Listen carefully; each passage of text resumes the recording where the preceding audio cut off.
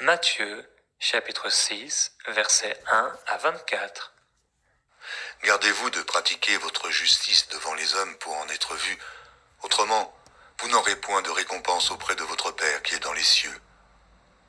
Lors donc que tu fais l'aumône, ne sonne pas de la trompette devant toi, comme font les hypocrites dans les synagogues et dans les rues, afin d'être glorifiés par les hommes. Je vous le dis en vérité, ils reçoivent leur récompense.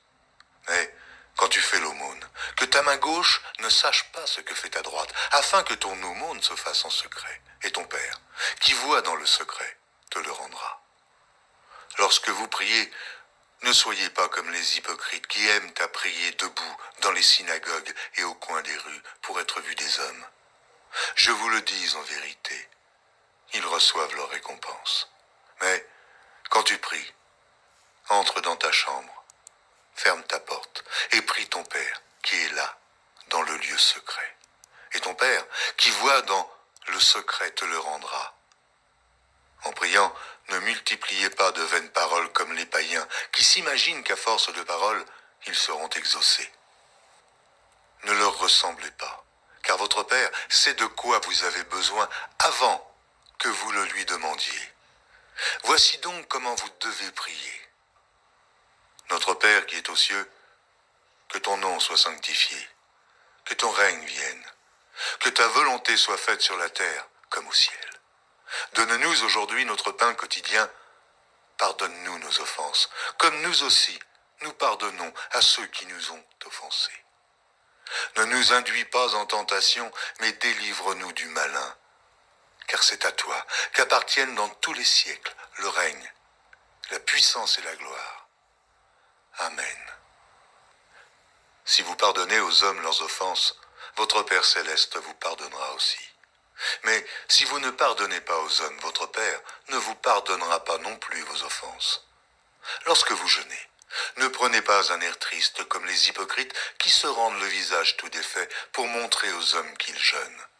Oh, je vous le dis en vérité, ils reçoivent leur récompense. Mais quand tu jeûnes, parfume ta tête et lave ton visage, afin de ne pas montrer aux hommes que tu jeûnes, mais à ton Père, qui est là, dans le lieu secret, et ton Père, qui voit dans le secret, te le rendra. Ne vous amassez pas des trésors sur la terre, où la teigne et la rouille détruisent, et où les voleurs percent et dérobent. Mais amassez-vous des trésors dans le ciel, où la teigne et la rouille ne détruisent point, et où les voleurs ne percent ni ne dérobent.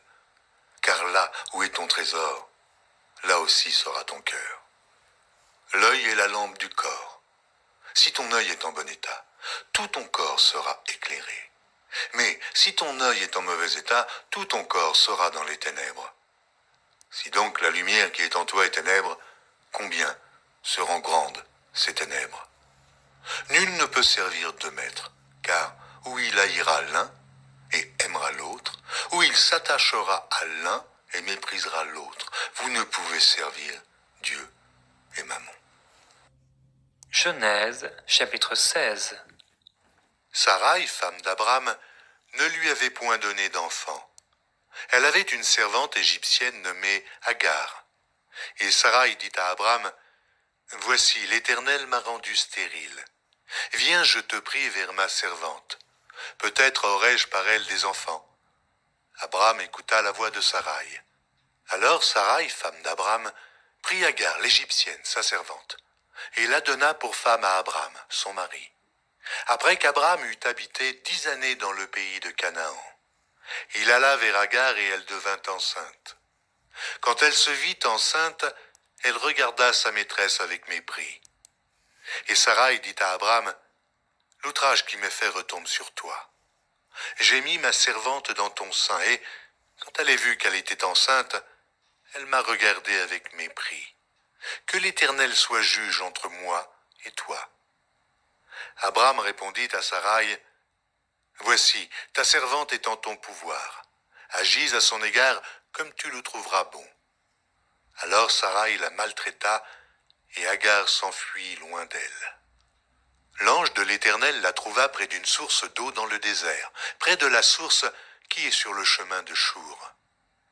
Il dit, « Agar, servante de Sarai, d'où viens-tu et où vas-tu » Elle répondit, je fuis loin de Sarai, ma maîtresse. L'ange de l'Éternel lui dit, retourne vers ta maîtresse et humilie-toi sous sa main. L'ange de l'Éternel lui dit, je multiplierai ta postérité et elle sera si nombreuse qu'on ne pourra la compter. L'ange de l'Éternel lui dit, voici, tu es enceinte et tu enfanteras un fils à qui tu donneras le nom d'Ismaël, car l'Éternel t'a entendu dans ton affliction. Il sera comme un âne sauvage, sa main sera contre tous et la main de tous sera contre lui, et il habitera en face de tous ses frères. Elle appela Ata El-Roy, le nom de l'Éternel qui lui avait parlé, car il dit, ai-je rien vu ici, après qu'il m'a vu? C'est pourquoi l'on a appelé ce puits le puits de Lachaïroï. Il est entre Kadès et Bared.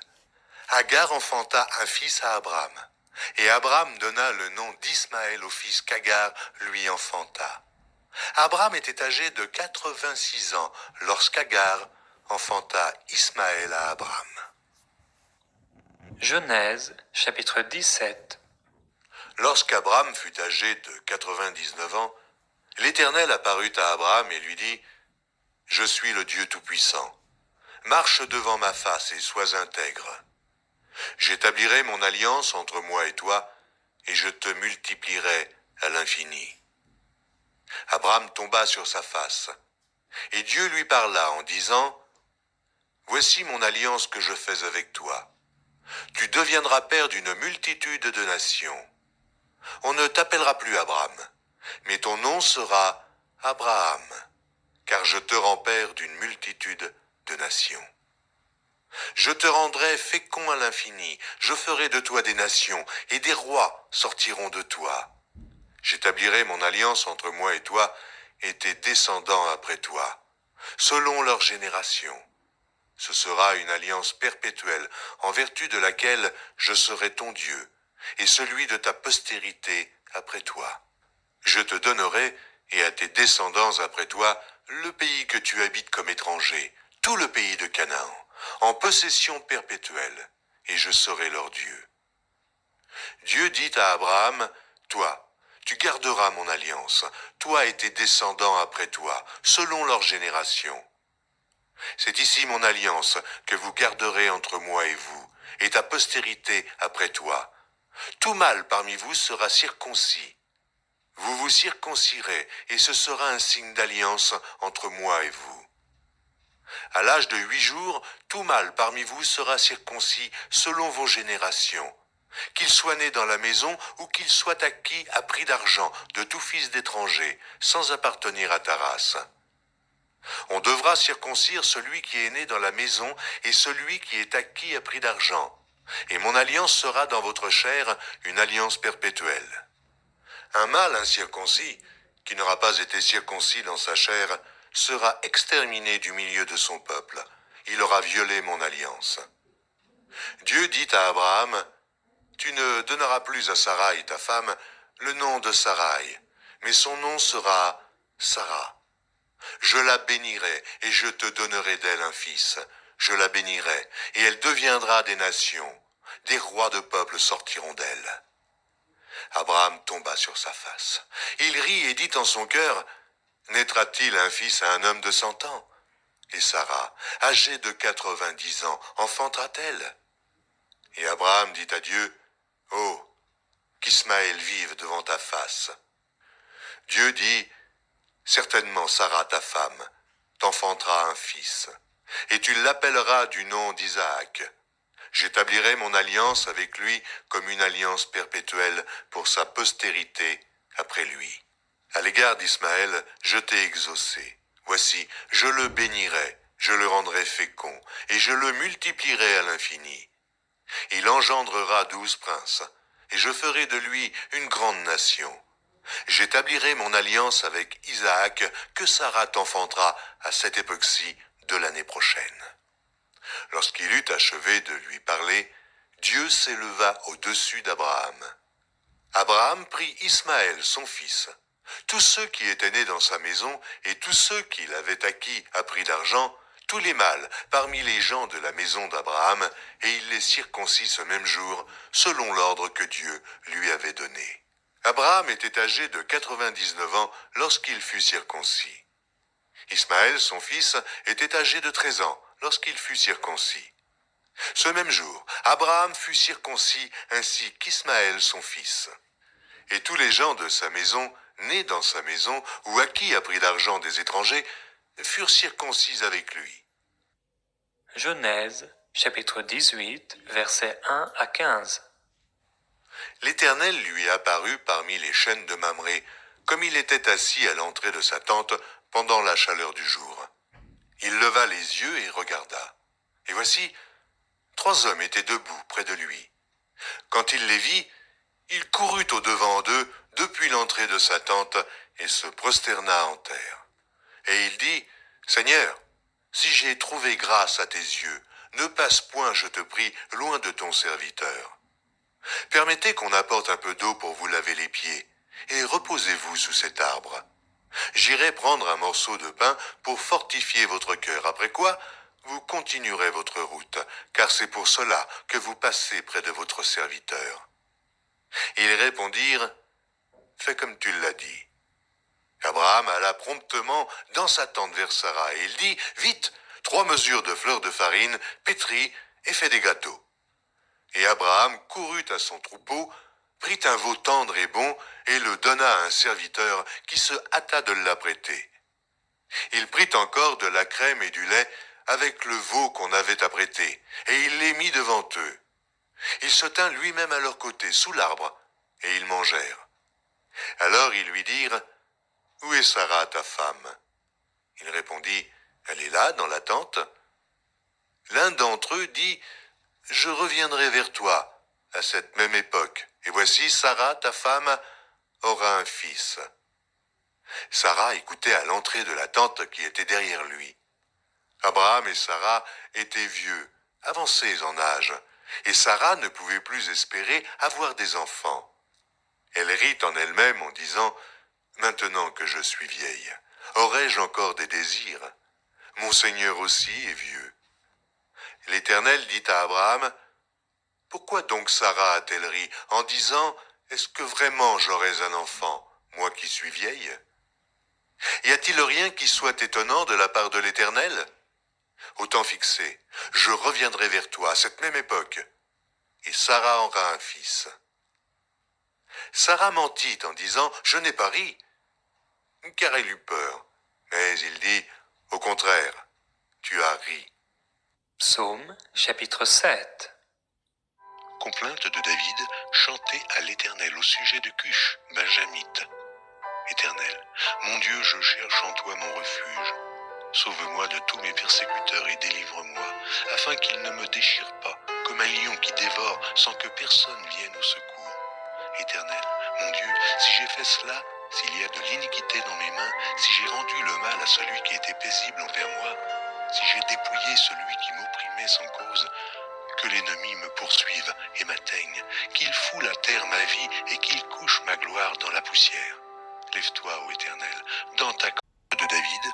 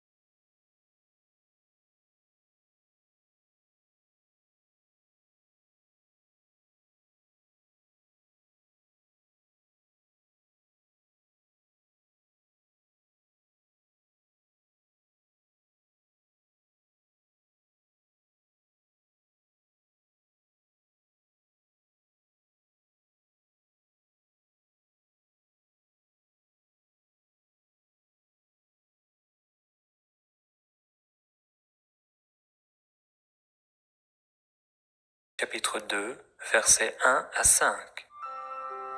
Si tu reçois mes paroles, et si tu gardes avec toi mes préceptes, si tu rends ton oreille attentive à la sagesse, et si tu inclines ton cœur à l'intelligence, oui, si tu appelles la sagesse, et si tu élèves ta voix vers l'intelligence, si tu la cherches comme l'argent, si tu la poursuis comme un trésor, alors tu comprendras la crainte de l'Éternel, et tu trouveras la connaissance de Dieu.